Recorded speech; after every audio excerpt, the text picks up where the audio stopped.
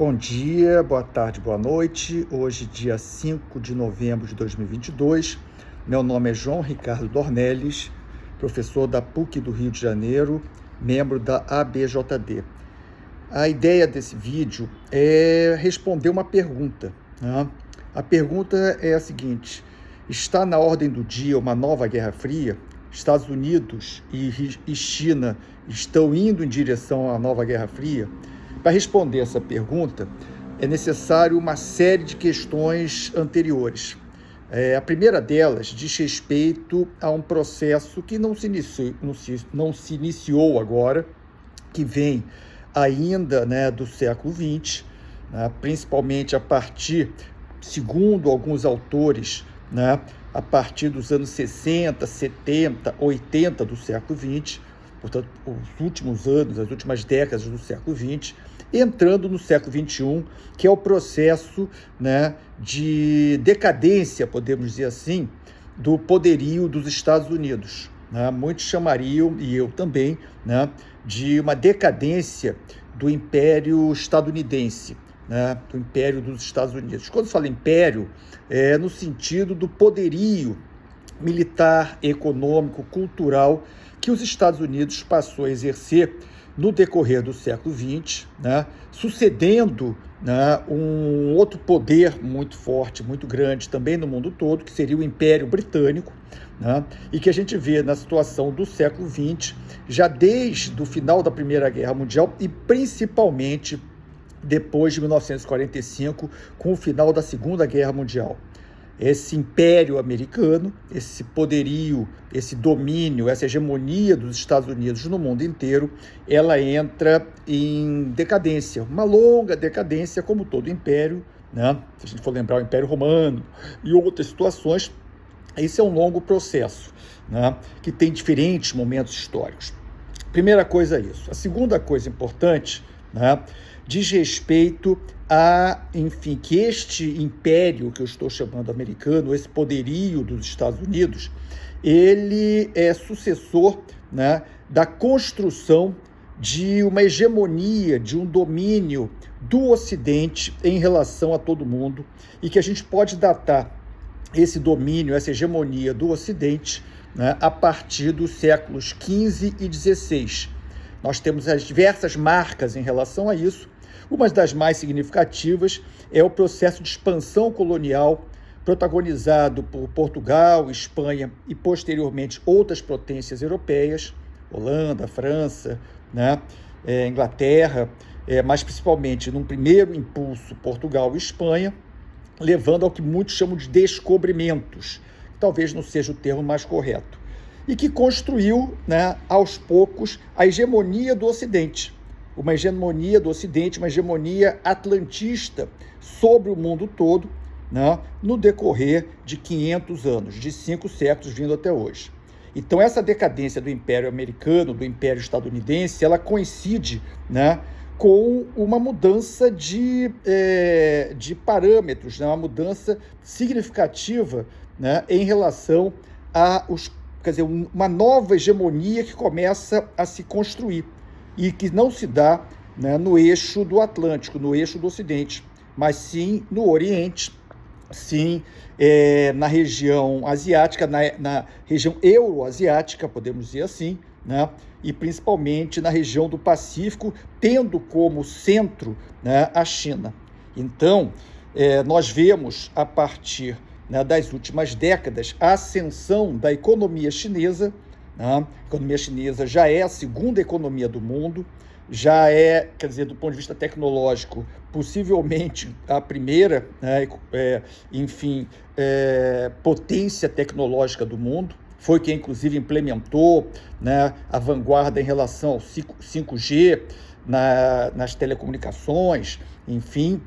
Então, nós vemos a China num processo de ascensão econômica, mas não somente ascensão econômica, ascensão também política e ascensão militar, e que se traduz, na chamada nova Rota da Seda, que é exatamente a expansão da influência chinesa pelos mercados mundiais, da indústria chinesa, da tecnologia que vem da China, e também através de investimentos chineses em todo o mundo, né? Em toda a Ásia, na África, né? Na América Latina e também na Europa e mesmo nos Estados Unidos. Isso, com certeza, cria, né, apesar das interligações dentro do mercado global, uma série de tensões, né, em relação ao poder, né, que está em decadência, que é um poder hegemonizado pelos Estados Unidos, tendo como aliado, podemos dizer assim, né, a Europa Ocidental.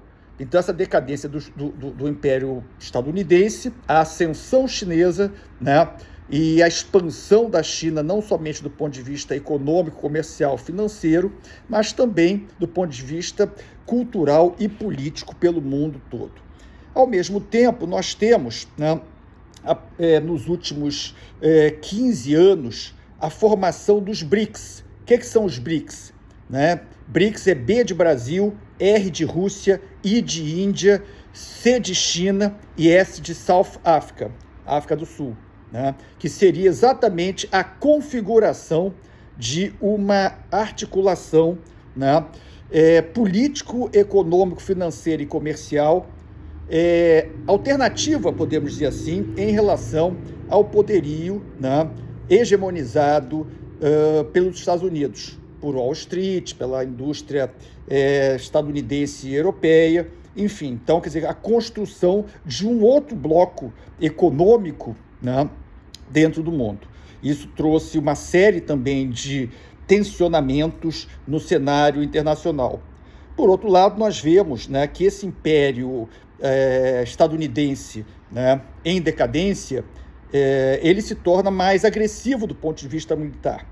Ele usa mecanismos militares como a OTAN e a Europa Ocidental e Oriental agora, né, para os seus objetivos, né? Inclusive iniciando uma escalada militar dos Estados Unidos e do Ocidente, portanto, de um projeto atlantista, né, em relação a diversos outros países. A gente vê isso na guerra da Ucrânia, né, que no fundo não é a guerra da Ucrânia, é a guerra dos Estados Unidos, da OTAN, né, contra a Rússia, né, e também o tensionamento no Pacífico, principalmente no Mar da China, em relação à China, artificializando, criando de forma artificial uma tensão, né, buscando através, né, de provocações, na minha opinião, em relação a Taiwan, né, Formosa, como se pudesse Formosa e Taiwan